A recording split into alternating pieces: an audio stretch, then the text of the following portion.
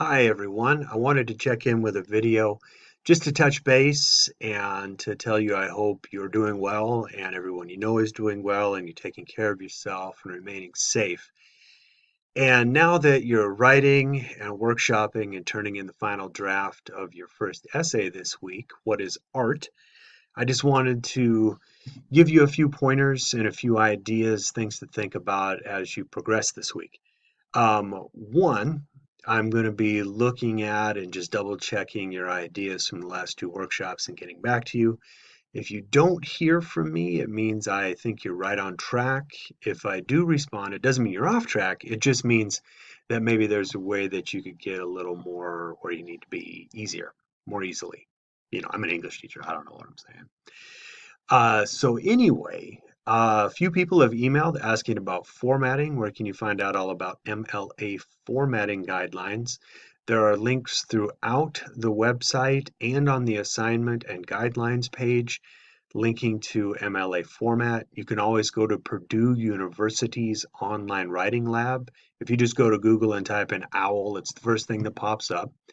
All the guidelines are right there. Just follow their example to a T and you'll be A-OK.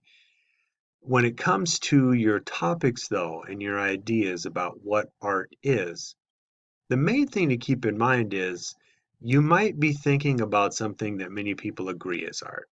If that's the case, maybe you want to approach it from a point of view that some don't approach, like maybe a smaller subtopic within a larger topic. Like many people believe, of course, that, portraiture, painting, that's obviously art. And then many people think, well, I like modern art. Like if you pick someone like Jackson Pollock, the idea of the splatter artist, paint that's just drizzled onto a canvas from above. Many people think, well, yeah, that had to be artistic, but a lot of people are like, well, I think my kindergartner could do that. So you might argue for something to be considered art that isn't. And then maybe you go all the way to graffiti. And there is some graffiti, which is just people, ruining a wall, literally just spray painting, just scribbles, basically. But then there's other graffiti, which is names and landscapes and portraiture and a combination of all those things, and it becomes something actually really beautiful, something that can speak to you. But a lot of people, depending on who they are, maybe it's socioeconomic, maybe it's spiritual, maybe it's from an art bias, maybe it's gender, maybe it's age. Many people might think, well, that's not art at all. And so you just want to argue that it would be. The reason that we had some of the rap and hip hop ideas in the last couple weeks is because so many people don't believe that certain forms of music are valid. Like classical music, of course, that's art. But rock and roll, no way. But most of us have moved beyond that. But there are still people that think, oh, rap, hip hop, that's not music. But it is. I mean, if people are taking ideas and putting them into some sort of rhythmic presentation, whether it's music or vocals, that's art. No one would say that, hymnals or Gregorian chanting isn't music. So you might just pick something that might be considered art. Some people in the past have talked about tattooing. Some people have talked about car modification. Some people have talked about fashion. Some people have talked about sneakers. Basically, if you believe that the making, the doing, the using, the sharing, the wearing, the participating, the presentation, if you believe that it is itself an art form, use examples and argue your point. As long as I believe that you believe it is and you presented it clearly, I'm going to think, yeah, that's art. So basically, you just want to try to illustrate your belief so that I can see it and believe it as well. If you have any questions, please reach out via email. There are the question and answer forums at the top of our page. You can always, if necessary, call me. It goes straight to my email. So an email is easy enough. And I'm going to send out an email probably tomorrow with some virtual office hours. I think it's important that you have a chance to communicate with me face to face. So once or twice a week, I'll open up an hour-long Zoom meeting that all you would have to do is click to log in and ask any questions. They won't be required, they won't be mandatory. We won't This won't lead to any like presentation of class online. I just don't believe that's uh, anything we need to do right now. But I do want to make myself available for real-time Q&A and just say hi. Maybe you just want to reach out and say, "Hey, how's it going?" And that's fine too. That's totally cool. I'd appreciate that.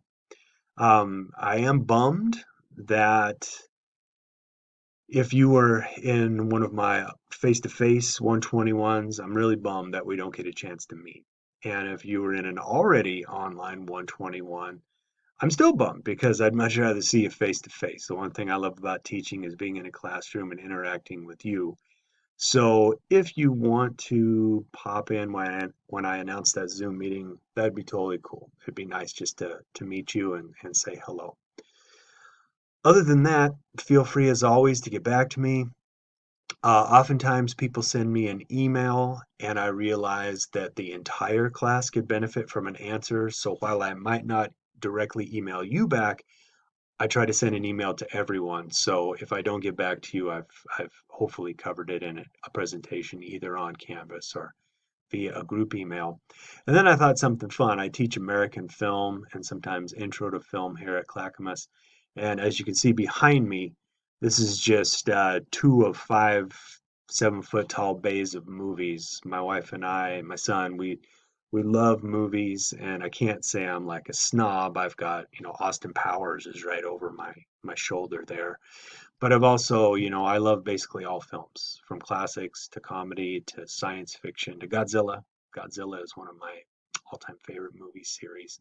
But I thought maybe it'd be fun to give you guys just a suggestion. Maybe you've seen these, maybe you haven't. So this week, I'm going to recommend a film from New Zealand, Whale Rider. This is a wonderful tale about tribal and cultural traditions being passed down and how age and gender and those barriers can be broken down when a person who is worthy of becoming a leader is recognized for their worth. And it's an amazing film.